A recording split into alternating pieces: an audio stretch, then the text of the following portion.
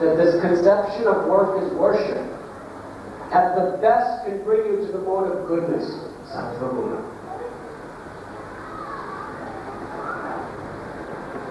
But when that pious activity runs out, again, we must fall into the suffering condition of life. Therefore, work can only fructify and feel pure satisfaction when it is offered to the Supreme Lord. And Krishna is about to show us how. He told Nanda Maharaj that instead of doing this Indra Puja, why not worship Govardhan Hill? After all, Indra, he will have to give rain according to your karma. Why waste your money? Why waste your time with him? But actually, Govardhan Hill is providing nice fresh waters, nice grasses. The cows are eating the grasses, giving milk. Nice grains. So we should worship Govardhan Hill. And then he explained how that all the Brahmins should chant beautiful mantras in the glorification of the Lord. And all the cows and all the cowherd men and all the cowherd women should circumambulate the hill. And then we should cook mountains and mountains and mountains of prasad. Whatever we have, we should cook it. We should cook nice rice, dal, halwa, rasgulla, sandesh, gulab jamun, pakoras, samosas, everything. And make mountains and mountains and mountains. Whatever stock of food we have, just make mountains and mountains and mountains. Every Brijvasi, let them cook and bring it before Govardhan Hill. And after this massive offering of bhoga was put before Govardhan, Sri Krishna himself expanded to a gigantic, gigantic size. And then he exclaimed, I am Govardhan Hill. This Govardhan Hill is none other than an incarnation of me. And I have come to accept all of your offerings. And then within seconds, this massive form of Sri Krishna in the form of Giriraj, he consumed, he accepted, and he ate all the offering. There was nothing left. And then he began to cry out, Aniyor, Aniyor, I want more.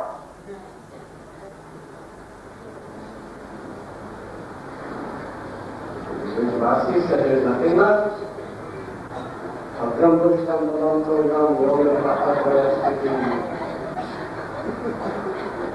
Krishna says that he's satisfied with a little fruit, a flower, a little glass of water. If it's offered with devotion, and you're satisfied with a flower or a piece of fruit if it's offered with devotion. The Brijvasis offered mountains and mountains and mountains, the whole stock of all of their food at one time. Krishna is unlimited.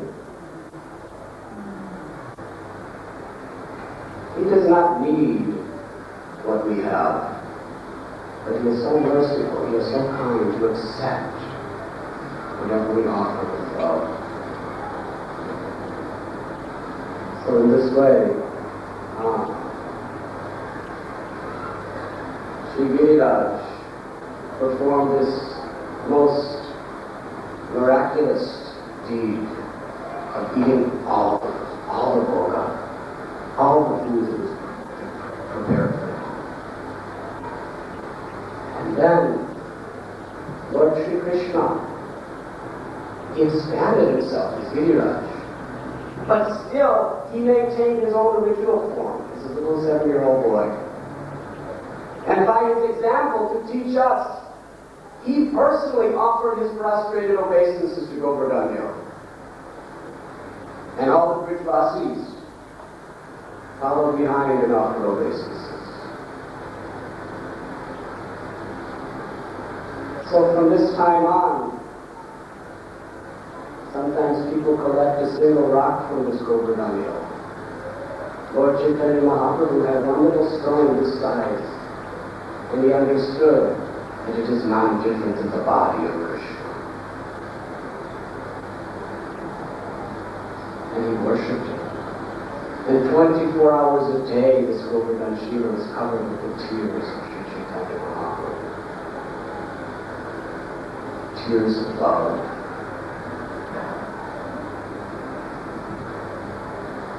A moment later, by the inconceivable mercy of the Lord, all the bhoga that was prepared and eaten immediately appeared again before them. And he told them, now, first feed the Brahmins, then feed the elders, then feed everyone. The rich, the poor, the humans, the animals, everyone should feast on this nice Mahaprasad of Govardhan. So after having this wonderful festival and this wonderful feast, all the cowherd men, very happy, and all the gopis, they returned to their respective homes, chanting the glories of Shri Krishna. So everyone was very happy, except Indra. This is the way this world is. To make one person happy, you have to put another person in distress. Huh? You can please some of the people some of the time, but you can never please all the people all the time. So Indra was very much infuriated. But actually, this was Krishna's divine plan, because Indra is his devotee. And Krishna knew that Indra was infatuated with false pride. And therefore, he had to smash that pride out of his mercy. Queen Kunti has prayed, Janmaishwarya Shruti Shubhir Edamana, Nai Varahavindatum Vai from Akinchana Kosha. That one who has a lot of wealth, who has great physical strength, beauty, and a high education,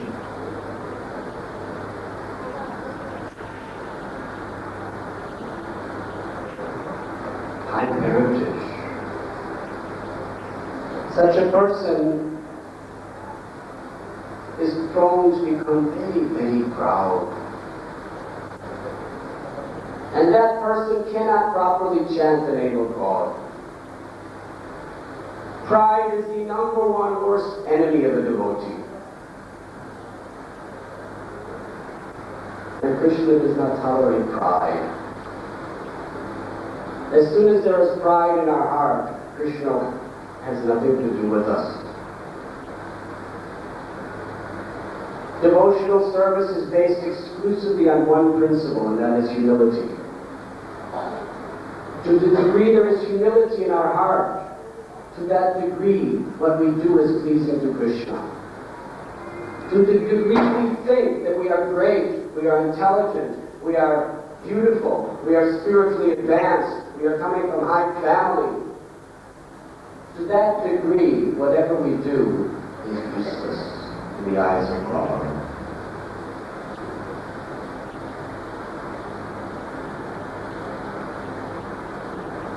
Maya's most subtle and her most deadly weapon is false pride. Even if a person becomes utterly celibate, even if a person gives up his family, his home, his wealth, to live in the jungles, to perform severe tapasya, who memorizes every verse of every scripture in the world,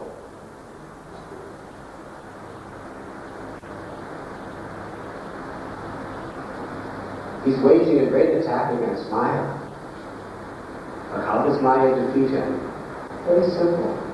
She creeps into his heart and convinces him that you are very advanced, you are very great,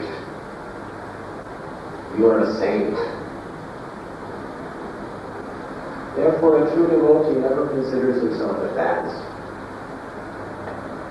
In comparison to the Supreme Godhead, a devotee understands that he is utterly insignificant. One time a devotee said to Srila Prabhupada, I am the most fallen. Srila Prabhupada said, this is another type of fall, of pride. Some are thinking that they are most advanced. That is pride. You are thinking you are the most fallen. That is another pride. The truth is, you are not the most anything. You are simply insignificant. That is your position eternally. Insignificant. When we accept this principle within our heart, and our service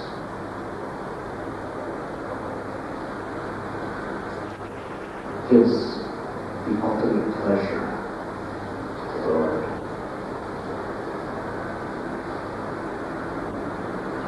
So King Indra, he had too much wealth, too much education, too much power and prestige, and he became infatuated. He was so infatuated that he could not even recognize the Lord of his life standing right in front of him. So he called the sun, but other clouds. The clouds that are called to the devastation of the world. And he told them, go to Vrindavan and inundate the whole land and destroy all the residents. Instead of worshiping me, they are listening to this talkative child, Krishna. How dare them? They must be destroyed. This is the tendency of a proud person. Cannot tolerate anyone else getting respect except him. Cannot tolerate anyone getting more recognition than me. We all have that demon within us. We all want to be the enjoyer. But a real devotee, his greatest pleasure is seeing other people advance better than himself. Seeing other people getting the mercy of Guru and Krishna more than me. He finds the greatest pleasure and joy in seeing other people becoming elevated and glorified for their devotion to God. He offers all respects to others and expects none in return. Amani Amanadena.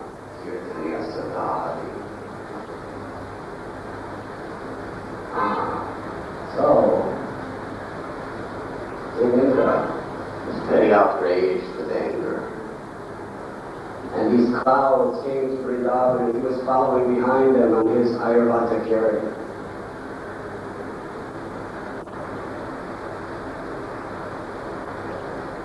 And there were torrents and torrents and torrents of rain. The rain was so thick, it was like pillars falling from the sky. And there was the cracking of thunder, roaring and roaring and roaring. And lightning bolts flying in all directions. And Vrindavan was becoming more and more filled with water. And high winds and freezing cold. And the cows and the residents of Radha, they were suffering terribly. And they all approached Krishna. Please, Krishna, this is all because we listen to you. Let's see what Indra is doing. We take shelter of you. Please protect us. Krishna always protects his devotees. He was protecting Indra by protecting him from his pride, by snatching it. And he was protecting the residents of Vrindavan by helping them in a moment of helplessness. So Lord Sri Krishna, who was standing in the porch of his home, he ran to where Govardhan hill was. And quite effortlessly, he lifted this hill and he held it up with the little finger of his left hand. And then he called all of his friends and family members and said, "Come, take shelter under this Govardhan hill."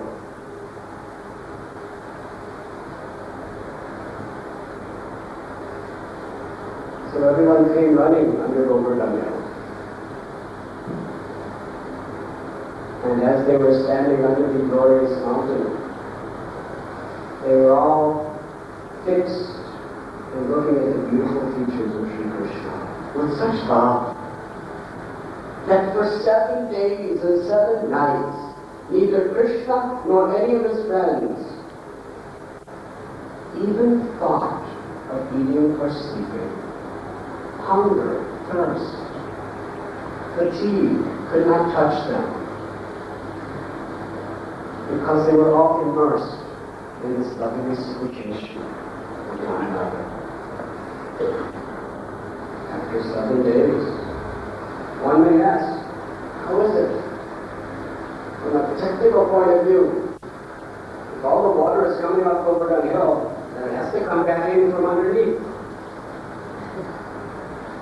Huh? But by Krishna's mystic power, that as the rain was hitting Govardhan hill, it was evaporating. So nothing came down from the mountain to the ground.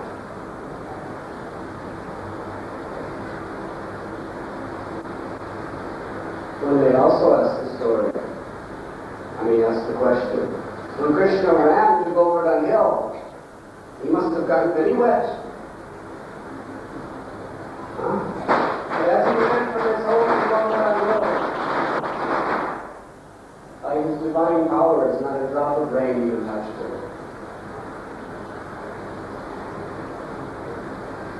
So as Krishna was lifting the Govardhan hill for 7 days and 7 nights, the natural tendency of the Brajvasis is that they love Krishna as a child. When they're in an emergency situation, they approach him as God and say, "Please protect me." But when everything is all right, they do not like to think of him as God. They like to think of him as a helpless little child. If I do not feed him, he will die.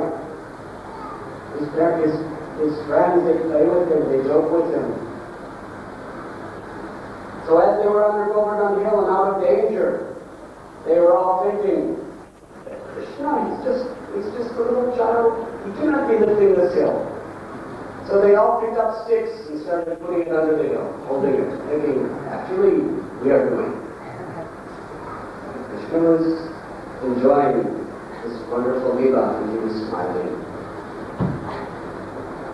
After 7 days, King Indra understood that this is the Supreme God. What offense that I have committed to him? So he told the Samvardhaka clouds, go away, stop. And then the clouds dispersed, the rain stopped, and it became a very beautiful sunny day.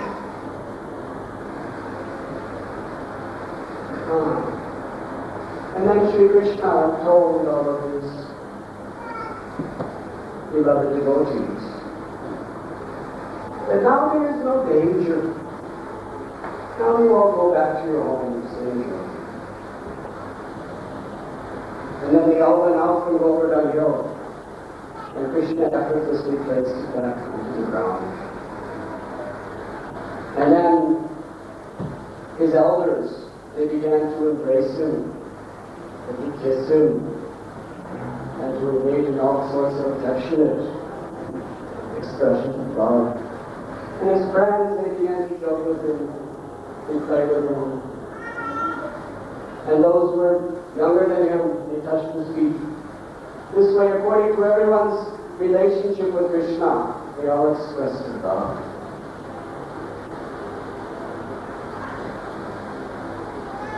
And then they all went home.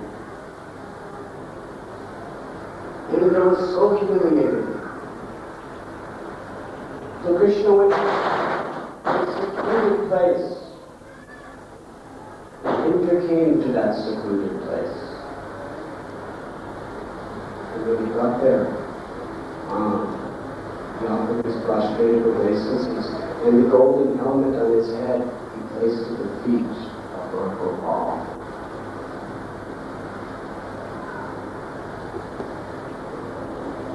And Indra explained that to seek into my pride, I have even offended my eternal master, my eternal father. This is the nature of pride, is it makes you offensive. You cannot even identify who is a great soul.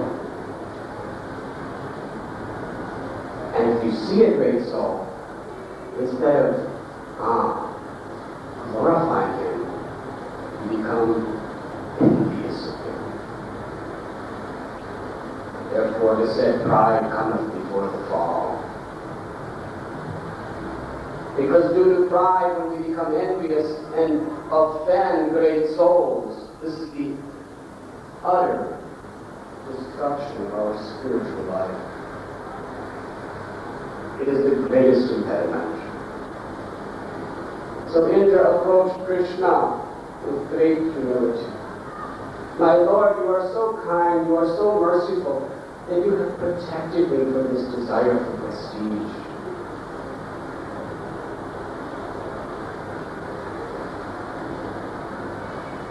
And Krishna explained to Indra that because he is his devotee, because you are my devotee, this is my love for you.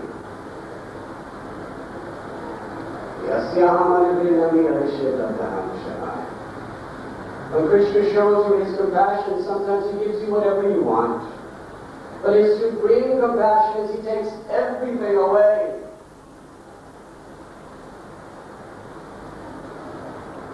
So that you helplessly fall on your hands and knees and say, Krishna, I am nothing. Please save me.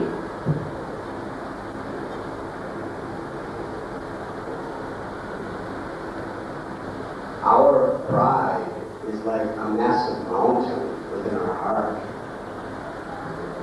So Krishna is Govardhan. His most wonderful lila is to lift mountains. So if we surrender to Krishna, if we fall at the feet of Krishna and fall at the feet of his devotees, this is the process by which we can become free of the great deadly demon of pride within us.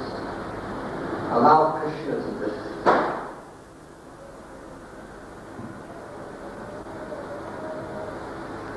Along with Indra came Surabhi, the mother of all cows. And for the favor that she offered to save all the cow children, she bathed Krishna with her milk. And Indra performed the abhishek with the water of the Ganges that came from his elephant, Radha. So in this way there was a glorious, glorious abhishek ceremony for Sri Krishna.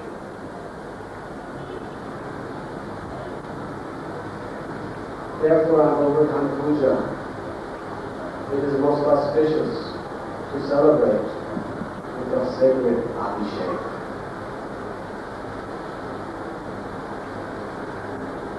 And then Indra, taking leave of Sri Krishna, returned to his abode, a very simple and humble devotee.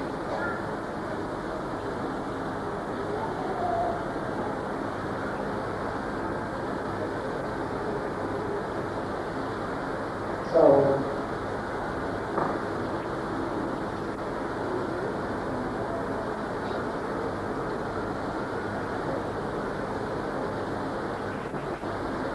Maya is very strong. We are living in a world that is called a world where there's constantly the downpour of the miseries of material existence. We are in a storm where the lightning, the thunder, and the tumultuous rain of the temptations for sense enjoyment are constantly beating upon us.